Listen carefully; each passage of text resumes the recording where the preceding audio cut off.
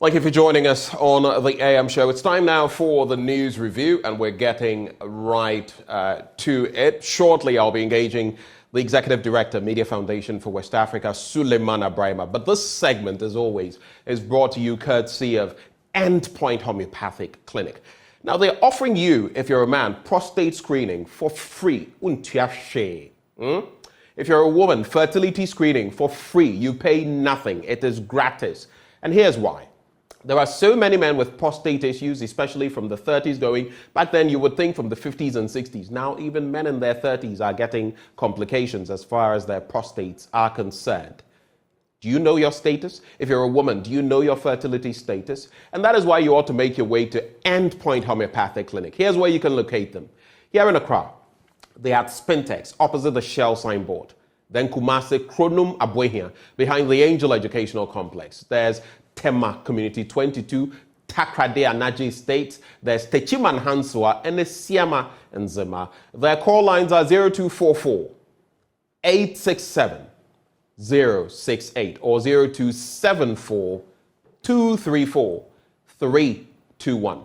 Endpoint Homeopathic Clinic, the end to chronic disease. Bringing us to the start, the commencement of the news review. Two discussions I want you to have with me. Yes, you watching me here, whether on your technological device, your phone, tablet, phablet, whatever, or via the TV screen. Two, one, there is a vicious cycle of fires, market fires in this country. I just recalled this morning as we did the news and I got into the CMB area market fire that my very first story that I did when I got in here in the multimedia group was at Odona, fire, shortly followed by Cantamanto, fire. And that vicious cycle has continued before I came here, since I came here, and it continues every year. What is wrong with us? And then you have market people always going, and we are calling on Mr. President, and we are doing this. Why can't we put the right mechanisms in place? Even the big one in Kumasi. Same. What is wrong with us as a people? The second one, so I want you to share your reflections with me on that. The second issue has to do with coup d'etats in Western Central Africa. Today we're discussing it. And the Chief of Defense Staff says there's no way it's happening in Ghana. We'll not get there. But I put that side by side with what the likes of Professor Kwesi Ening, Professor Vladimir Nchidanso, Professor Apieje Etua of the University of Ghana have discussions they've had with me, and if I recall correctly, Emmanuel Bombande, saying that the ingredients that we see in other countries causing coup d'etats are here as well. And we know them. So what does he know that we don't know? What is your take on that, even before the discussion? Those two questions for you. Shoot us a message on Joy News on Facebook. But let me welcome aboard Suleimana Brahima, and I'll pick his thoughts on those two matters as well. Sule, good morning. Good morning, Ben. I hope you can hear me. I'm doing it from a very awkward location this morning, but I hope you can. I can tell you are not home, because if you were, I would know your usual position. So yes, I can tell. But you're loud and clear. We are fine. What are your thoughts on those two matters? Well, on the, I guess the fires and the coup d'etats, right? Yes. Well, the fires, I think it's quite a worrying development, and it's becoming literally a part of our day-to-day accidents across the country. And as you've rightly mentioned, in the last 6, 7 or so years, we've had incidents of market fires, government buildings, catching fire. I remember during the time of Professor Mills, we had, Abu Blushi in fire, Kantamanto in fire, Asafu Market on fire, the Ministry of Foreign Affairs then behind the Tema Station on fire, and the ministry had to relocate to work from the Jubilee House then. And it's continued, all this, including the very catastrophic incident at Circle that resulted in the deaths of over 160 people, if you remember. So I think it is part of the indiscipline thing that we talk about. If you go to some of the markets and where people, women and men who are selling stuff where they would cook, where they have their gas cylinders and all of that, you wonder whether people really care about their lives and their properties. Apart from that, I think we don't have a culture of fire safety. So whether it's our cars, our homes, and so on, the way we handle things, sometimes it's like, look, we really don't even know and care about the issues of potential fire outbreak. And so public education, I think, is quite critical. The Ghana Fire Service, I believe, has to do more in terms of public education. And people would say that sometimes they respond quite late. That is true. But we also do know that there are certain areas that no matter what, even if the fire station is just two minutes away, there's no way you can have a fire tender going in. In some of our communities and how congested they are, access roads have been blocked with containers and kiosks, and we look on as if we don't have city authorities. So it is the indiscipline, lack of law enforcement, lack of public education, inadequacy on the part of our fire service. All these combine to create the problem that we continue to endure and suffer as far as the fires are concerned. And so as a nation, it's something that we really have to work on. On coup d'etats, I certainly would not ever wish that there is a coup d'etat in Ghana. However, as you alluded to and as others have said, it is not about a wish. It is about what we need to do to make sure that such a thing would not happen. But again, as you referenced other people, on a daily basis, it appears that our government, particularly this government, appears to be running their country as if it's their personal property, and they manage it the way they want. They wouldn't listen to anyone. Even if those people were to be shareholders, they wouldn't listen to them. And they do things so brazenly, as if they don't care, whatever the people would say. And they've done it, whether you are talking about the Domelevo incident, you are talking about the cry for the finance minister to resign, the minister is still there. The incidents in parliament where we had the military coming in, the acts of corruption that is happening, sometimes the judicial decisions that people feel what is happening. Civil society goes to court, the Supreme Court, on the matter of Domolevo, and then the court waits until the matter becomes moot and then comes out to say, oh, what the president did was illegal, and then what could be corrected? Nothing. We have a situation now where I am learning that someone went to the court against the current Electoral Commission's decision to limit voter registration exercises to the district offices. We are told the matter has been scheduled in October, by when the registration process would have ended. And therefore, in that case, when a decision is made, I don't know what the implications would be. So all these things, when you continue to put the people at so much discomfort, so much pain, when you begin to make democracy so costly, as the EC is now doing, and surprisingly headed by, our big sister, Jean Mensa, who was with us. Why do you say surprisingly? No, surprisingly, because Jean Mensa was with us in civil society, and we were all standing up for issues of equity, issues of inclusion, issues of satisfying the needs of the vulnerable people, the needs of the poor in society. And today, she is heading the EC and is making our democracy, the participation in our democracy, so costly, so expensive. You have to incur a lot of money, expenses, to get to register, to get to put your name on the voters register. And one wonders why things must be this way. Why should we make our democracy so expensive and so difficult to participate in? As I said, I believe that if Jean Mensa was still heading IEA or in the civil society space, she would have been our chief spokesperson on this matter, criticizing what the EC is doing. But today, she's on the other side, and this is what we are witnessing. Do you suspect that there's, just to conclude on this, do you suspect that there's something you see when you're in there versus when you're not in there? Because when I listened to Dr. Sribo Kweku on News File over the weekend, he suggested some of these very things.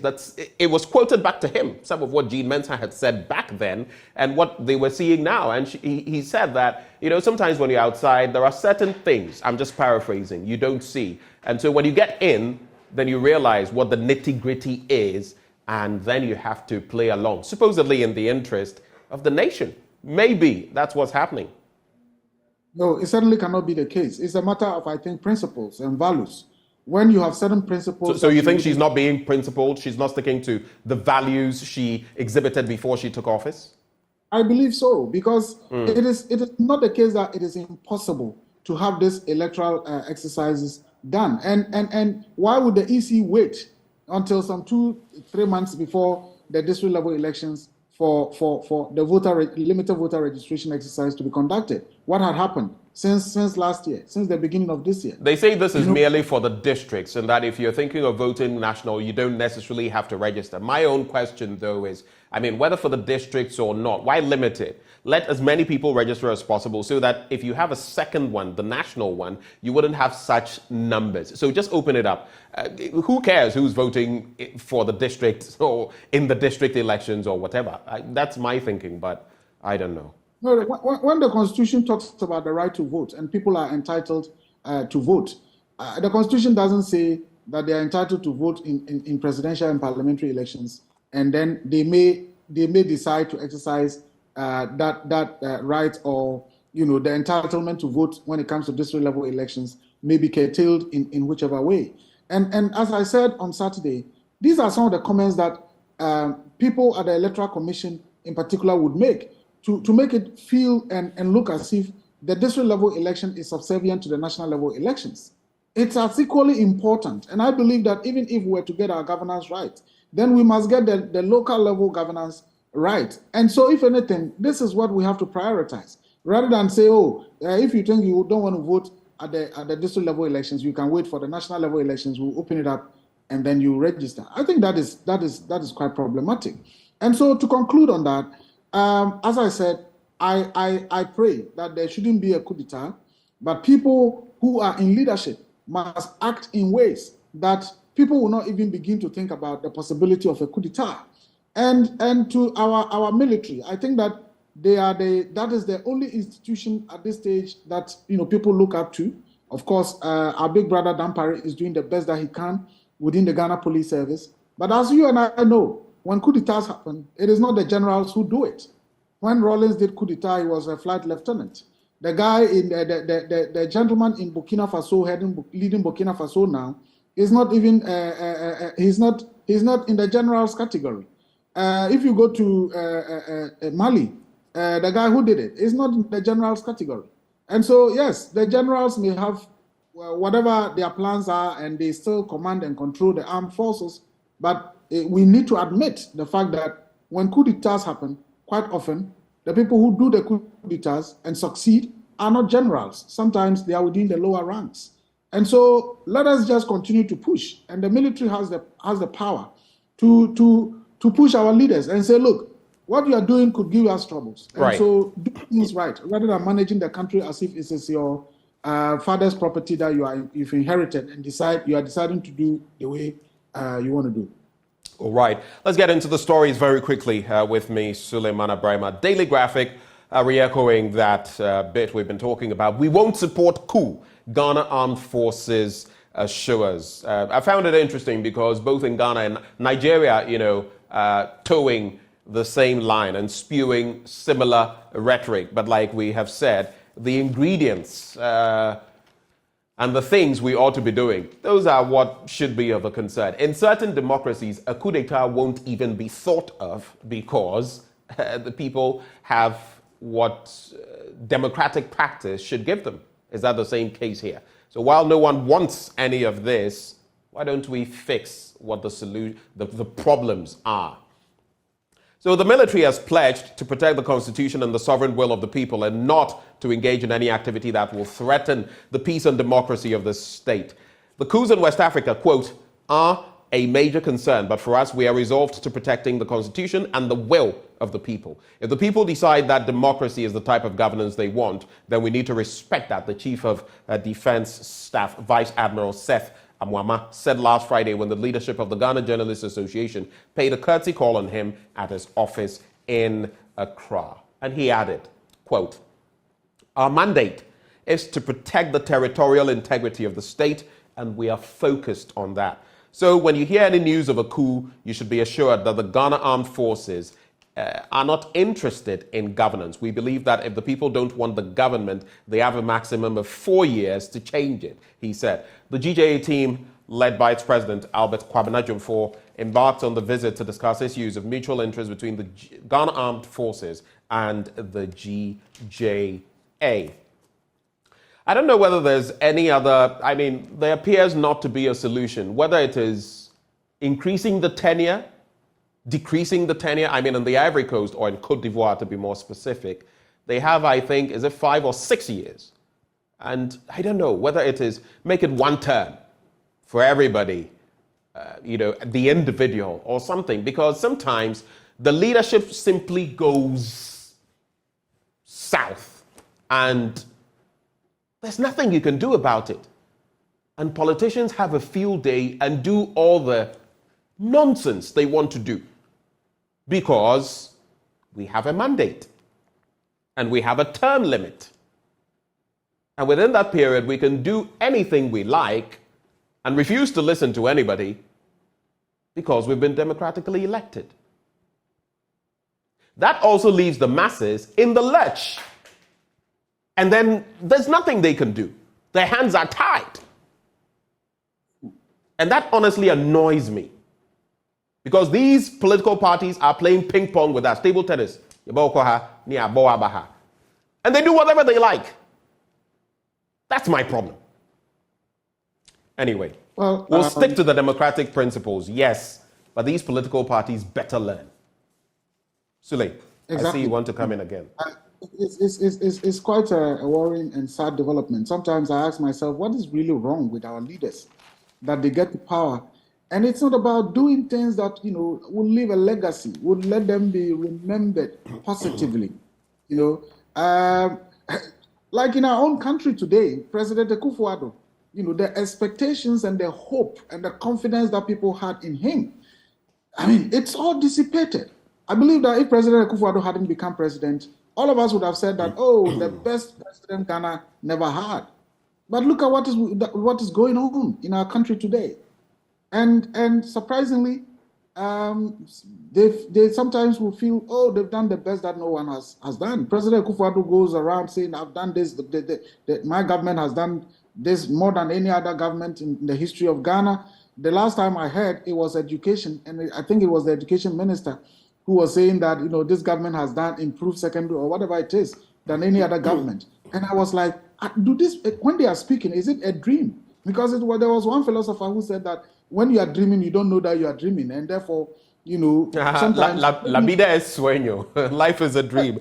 There's also that, yeah. Yes. Yeah. You come and destroy secondary education in the country, and then you still are out there touting that you've done the best for secondary education in the country. Today, kids, and I have relatives who are in secondary school. They go 7 weeks, 8 weeks, they come back 3 months, they are in the house. They go back 7 weeks, 8 weeks, they come back 3 months, they are in the house. What kind of education system is that? You change curriculum. The next time we realize you are changing it again. You are changing it again. You change the schedule. The across board. The exams is to be done in this, it is to be done in that school selection process. This is not the way to do it. That is the way to do it. Everything is in a mess. And people have to pay bribes at the education ministry to get their kids placed, as we revealed. These are things that are in the public domain. And yet they'll go around bragging. We've done this more than any other government in the history of Ghana, and so on. You look at what is happening in Cote d'Ivoire. The man has changed the constitution. He's likely to go for additional terms. In Togo, one family, a son and father, they've been there since independence. Yeah. Why are our leaders not telling them the truth? And then they wait for things to happen before they now, up in arms. Look at Ali Bongo. How long had he, together with his family, been in power? His father, then him, and in fact now even the general who has taken over is a cousin to Ali Bongo. So I guess it's a continuation. You look at the decision that they've made. The Eastern Central African Commission. Where have they taken it to? The Economic Community of Central African States. They've taken it to Equatorial Guinea, where Denis Sassou Nguesso has been in power for more than 40 years, and he's still there. And you say, oh, you are taking it from Gabon because there's no democracy. And you are taking it to a country where somebody has been there for 40 years. So they will not, the regional groups will not do what it takes to avert coups. But when coup d'etats happen, then they'll jump up and say they are trying to fight coup d'etats. Honestly, it makes no sense to me. At all. I mean, look at AU. AU says, oh, we've suspended Gabon. Well, fair enough. Coup d'etats shouldn't be tolerated. But you were watching when these things were happening. Museveni is in Uganda. How many years now? Almost 40 years now. Denis Sassou Nguesso, more than 40 years now. Right. And we are looking on. So what kind of leadership is this? That is, we've hit the nail on the head. I saw Obrimpon Kaba, you were sending many clapping hands for what we're saying. And that is the reality, you know. We have to call a spade a spade. In the interest of the nation, we love the nation, which is why we're saying this. I have said, look, I lived through a bit of Nigeria. I didn't know what was happening. I was too little. I saw in Liberia what happened. We don't want that. Nobody wants that. But if you keep doing things a certain way and not take care of the people, it may not even come to a coup d'etat. You may have a lot of civil unrest and things that we don't need. So leaders, do the right thing. We're willing to support you. Just do the right thing. And lead us there, to the land flowing with milk and honey. There's also Razak Ibrahim Garba who says, good morning. What is happening in Ghana currently? The masses will... Okay, so I can't read that message because you're saying something that we do not adhere to or stand for. But let's do the right thing. On page 5, Libya floods death toll reaches 11,300. And our hearts go out to the people of Libya and to the people of Morocco as well. Brings back memories of my time in Casablanca. What happened there recently, the earthquake. May God help, them, even as the humanitarian effort continues. But this one I want to run by you, Suleimana, as we leave this paper. Two ones. France won't cut cultural ties with 3 African coup countries. Mali, Burkina Faso, Niger. There was that threat recently instituted by one of the ministers that, you know what, you can't travel. In fact, you can't travel to France from any of these countries now, no matter who you are. But then the cultural relations groups said, no, but we've never attached such sanctions to cultural activities. For example, artists, musical artists and the rest. What are you people doing? So that is part of it. And I only feel this is going to worsen the relationship of France, La République de France, with these entities, Niger, Mali, Burkina Faso. France shouldn't think because it's a former colonist, it can just do anything. I love France, okay?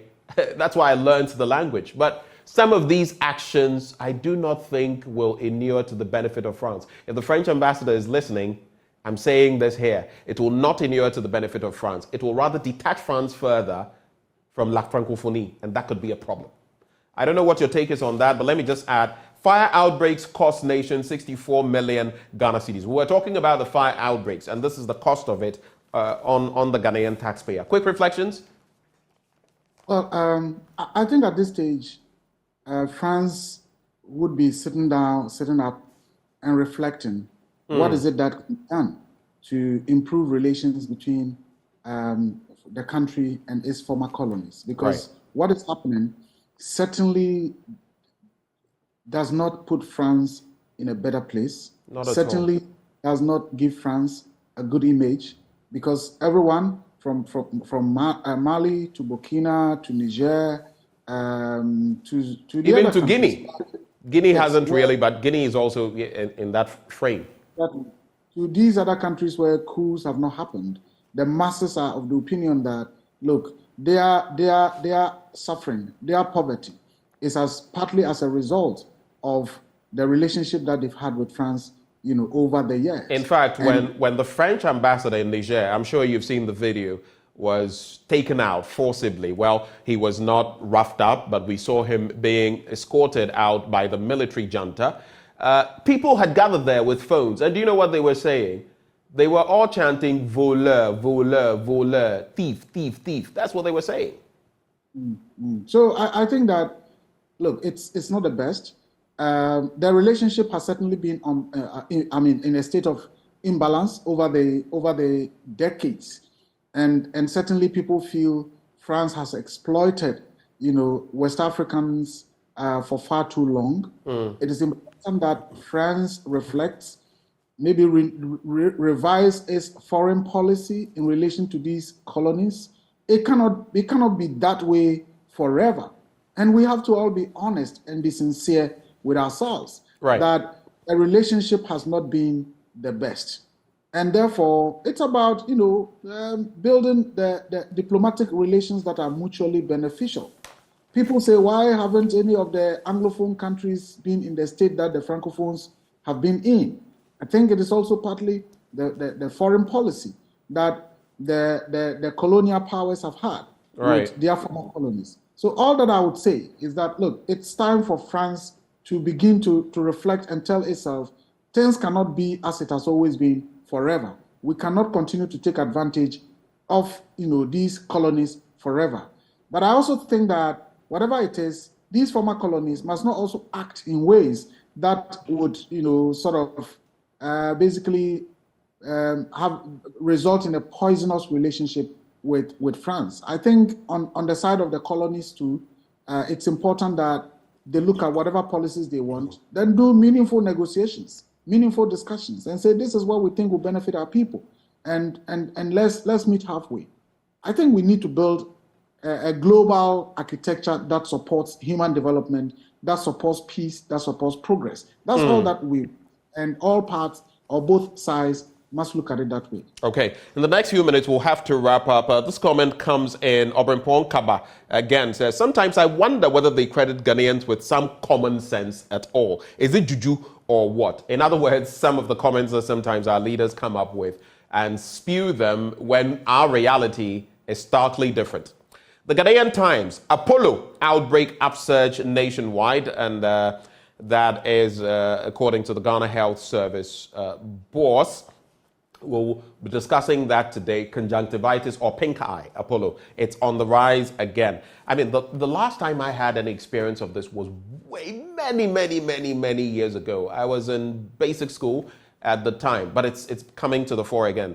And there's also Ghana set to establish lithium refinery in Western region. And then this one on page 12, Alan Greenstreet to partner for 2024. That's the question. Let me just bring you a bit of that story. So, following the new Patriotic Party Superdelegates Conference and the subsequent withdrawal from the presidential primary slated for November 4, 2023, Alan John Chabating, the former Minister for Trade and Industry, is said to be exploring the idea of partnering with the Convention People's Party's Ivor Kobina Greenstreet for the 2024 general elections. According to a reliable source who spoke to the Ghanaian Times and pleaded anonymity, Mr. Chamating initiated talks with the two-time CPP flag bearer for a possible alliance. What do you make of this?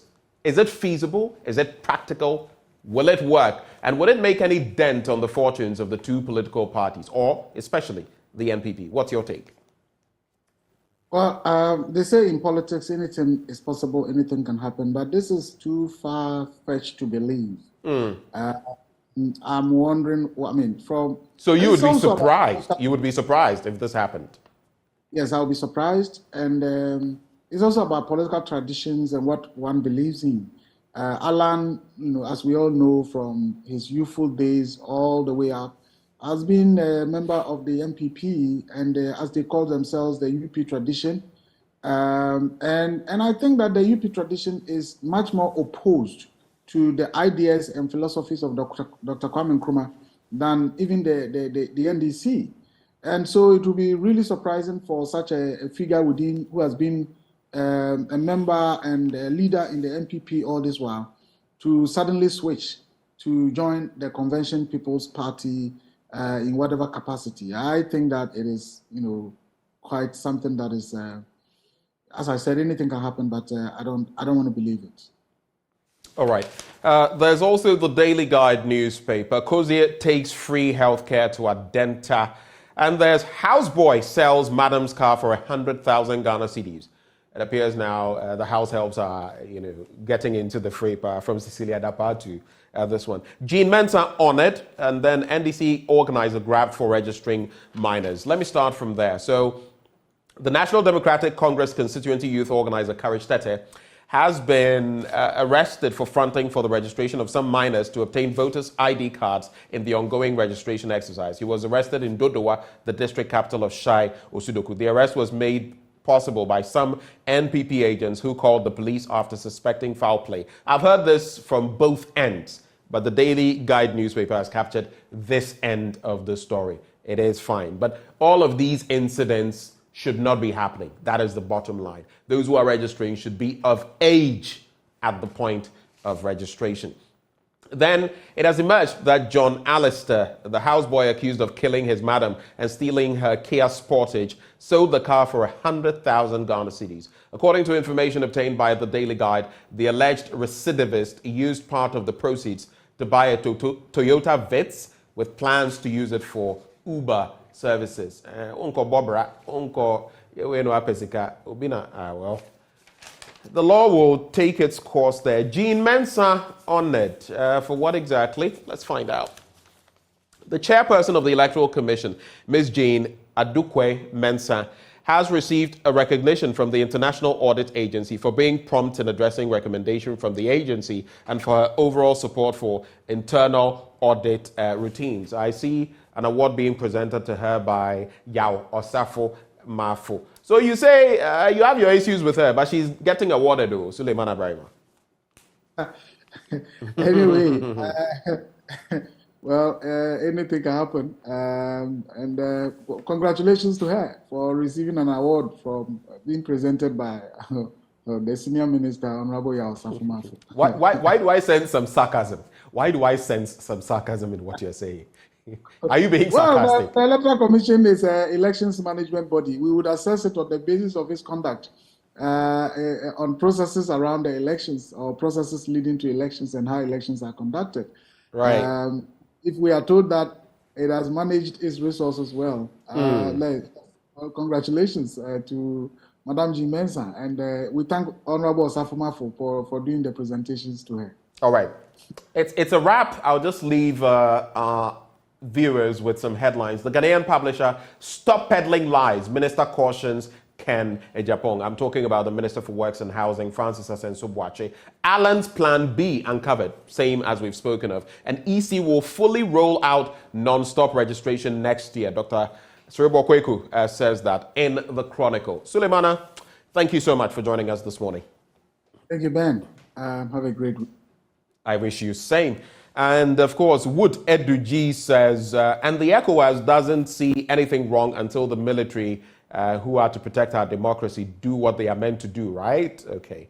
And then Mulua, I don't know whether you're from Ghana, but you say this government is a joke. That's what you say. That's how we bring a conclusion to the news review. Right before we veer into sports, this segment brought to you by Endpoint Homeopathic Clinic. If you're a man, they're offering you free prostate screening. If you're a woman, free fertility screening. Locate them here in Accra at Spintex opposite the Shell signboard. Kumasi, Kronom Wabwe here behind the Angel Educational Complex.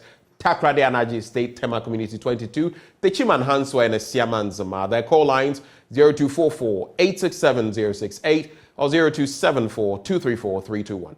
Endpoint Homeopathic Clinic, the end to chronic disease. Bringing us to the end of the news review and the start of sports up next.